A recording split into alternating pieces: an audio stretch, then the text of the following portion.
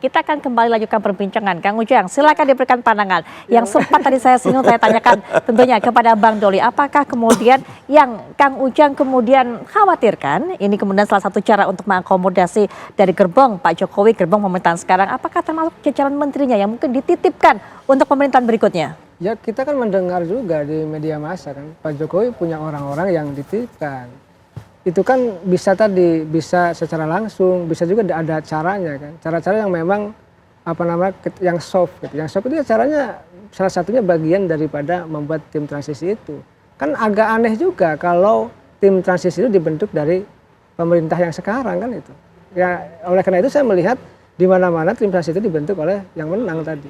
Oleh karena itu saya melihat bahwa pasti ada message kalau kata Bang Mardhani, ada pesan, ada tujuan yang hendak disampaikan oleh istana. Ya kalau saya sih melihat kalau istana ini kan kepentingannya politik, tidak ada yang tidak bukan gitu loh. Dalam konteks sekarang sudah 9 tahun lebih gitu ya, akan 10 tahun, maka bagaimanapun ketika mohon maaf kekuasaan itu enak ya, kekuasaan itu lezat, kekuasaan itu nikmat gitu ya, maka ya bagaimanapun kan posisi orang-orang yang sudah enak juga kan tidak mau juga kehilangan posisi dan jabatan. Dan transisi itu menjadi ruang juga gitu, menjadi wadah atau tempat untuk bisa mereka mengakses di situ bersama, katakanlah kalau ada tim gabungan dengan Pak Prabowo kan bisa begitu. Kan dulu kalau kita lihat 2014 Pak Jokowi kan membentuk ada tokoh-tokoh ya kan dengan bidangnya masing-masing dan lain sebagainya. Nah kalau itu misalkan formatnya sama, kan tidak ada format yang baku juga. Kalaupun formatnya seperti itu ya pasti kan Pak Jokowi juga nih orang saya di sini, saya kan ya dalam kapasitasnya sepertinya mungkin saja itu terjadi. Karena bagaimanapun istana kan cerminan, mohon maaf kalau bahasa saya, cerminan pertarungan politik juga. Saya sih melihat bahwa ya apakah memang nanti itu hal yang normal, yang wajar, tapi kita harus sama-sama tahu bahwa sejatinya yang paling penting kan sebenarnya tidak ada kekosongan kekuasaan. Jadi sebenarnya ada atau tidaknya tim transisi dalam hari ini adalah yang penting tidak ada kekosongan kekuasaan. Yang penting nanti smooth. Dalam konteks Pak Prabowo dilantik tanggal 20 Oktober 2024 kan itu sebenarnya. Apakah nanti bisa ada, bisa tidak ada itu tergantung kebutuhan dari Pak Prabowo. Kalau menurut saya bukan kebutuhan dari Pak Jokowi, tapi kebutuhan dari pemerintahan yang baru. Saya melihatnya seperti itu. Bagaimana kemudian adanya tim transisi ini sebenarnya yang harusnya untuk membantu kebutuhan Pak Prabowo ini kemudian bisa selain tadi Bang Mardhani katakan harus transparan, begitu kan? Nah ini apa hal-hal penting lainnya Bang Mardhani?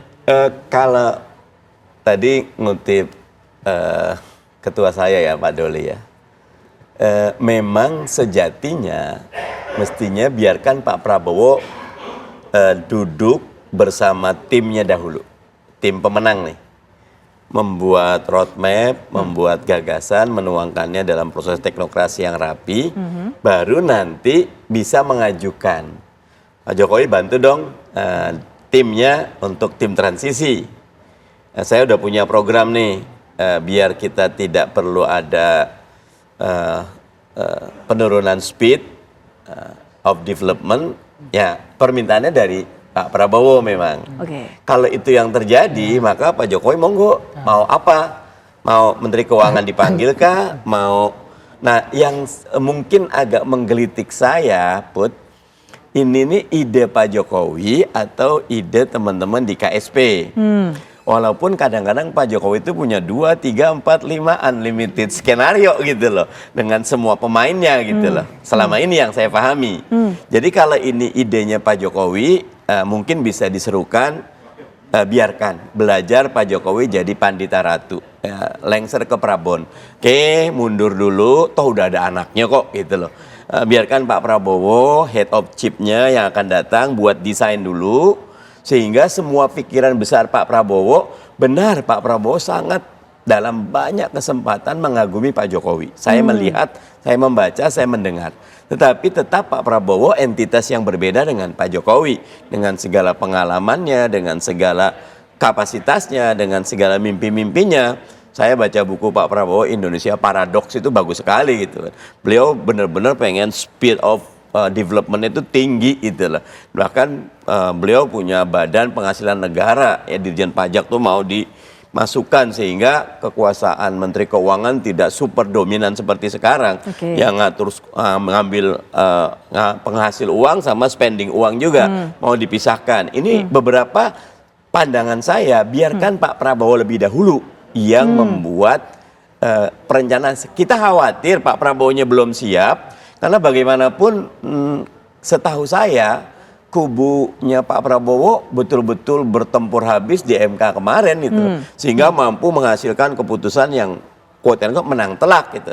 Kan belum ada waktu nih, selepas itu biarkan aja dulu, biarkan Pak Prabowo menikmati dulu masa untuk merenungnya, kontemplasinya, menilai ulang keseluruhannya, jangan diburu-buru dengan tim transisi. Tim transisi sabar saja, nanti pada waktunya akan dipanggil kok. Oke, baik. Itu idealnya menurut Bang Mardhani. Menurut Bang Doli, seperti apa idealnya di 6 bulan yang tersisa ini, transisi ataupun juga perpindahan kekuasaan yang mungkin kalau Bang Doli katakan sudah nggak perlu ada transisi, nggak perlu ada jembatan. Tapi semuanya apa yang ideal antara pemerintahan yang sekarang, kemudian pemerintahan yang berikutnya, sehingga berkesinambungan segala program kerjanya. Silakan Bang Doli. Iya, saya kembali tetap pada konsep tentang tim transisi ya. Konsep tim transisi ini kan muncul untuk tadi disebutkan oleh Pak Ujang Komarudin mengisi kalau ada kekosongan kekuasaan. Nah, tetapi kan dalam sistem pemerintahan di Indonesia ini kan hampir tidak ada kekosongan pemerintahan sebetulnya. Jadi habisnya masa jabatan seorang presiden itu pada saat dilantiknya presiden yang baru gitu. Jadi sebetulnya tidak ada kekosongan. Nah, tapi memang kalau kita lihat misalnya peristiwa di tahun 2014. Nah, karena waktu itu memang mulai dari awal pemerintahan baru dari Bang Doli, sepertinya ada kendala komunikasi dengan Bang Doli. Ya, terhenti sejenak tapi nanti kami coba hubungi kembali, tapi mungkin juga penutup mengenai hal ini dari Kang Ujang. Ya, sebenarnya ini ide yang bisa dengar, ide yang memang yang tadi menggelitik yang harus kita kritisi. Ya sejatinya begini kan, frekuensi antara Prabowo dengan Jokowi itu kan sebenarnya yang sama, saling mendukung ya, saling memenangkan satu saling menjaga. Nah, kenapa tiba-tiba ada muncul ya tadi ya pembentukan tim transisi itu? Yang sejatinya ini sebenarnya inisiasi bukan dari istana, dari kubu Prabowo kan itu. Oleh karena itu sebenarnya harus dicari titik temu yang yang baik, yang benar, sehingga nanti betul-betul perjalanan dalam 6 bulan ke depan itu betul-betul smooth, betul-betul baik, betul-betul tidak ada menyisakan konflik yang yang berbahaya. Oleh karena itu ya kita dorong, kita kawal bersama bahwa sejatinya ya ketika istana punya kepentingan, ketika yang menang juga punya kepentingan, harus ada titik temu. Baik. Ini yang harus dikompromikan begitu. Entah nanti apakah ada tim transisi atau tidak, ya itu tergantung dari Pak Prabowo dan Pak Jokowi komprominya seperti apa begitu. Baik, Bang Doli sepertinya sudah kembali terhubung. Silakan Bang Doli, penutup singkat Bang Doli, melanjutkan yang tadi. Ya, Bang Doli masih bersama kami. Bang Doli sepertinya masih ada kendala, tapi mungkin saya jadi penasaran karena ini termasuk juga isu yang beredar. Mungkin saya harus tanyakan karena mumpung Bang Mardhani ada di sini juga. Apakah betul kemudian para politisi PKS ini juga ingin bergabung, diajak bergabung setidaknya oleh Pak Prabowo dalam kabinet yang berikutnya ini? Baru dengar malah saya. Lumayan ramai isu seperti ini Bang Mardhani. Yang pertama PKS akan memutuskannya di Majelis Syuro, apakah berkoalisi atau oposisi. Tetapi suara oposisi kuat ya. Kenapa? Karena bagaimanapun proposalnya kita beda dengan proposalnya Pak Prabowo. Tetapi bahwa Pak Prabowo dekat dengan PKS karena 10 tahun selama ini memang kita 2014, 2019 bersama, benar ya. Jadi kalau PKS kemana nanti Majelis Syuro akan memutuskan dan nanti pasti Ketua Majelis Syuro atau Presiden Partai akan umumkan. Baik, Bang Mardhani terima kasih sudah hadir, terima kasih memberikan keterangannya. Kang Ujang juga terima kasih berbagi pandangan, Bang Doli juga terima kasih.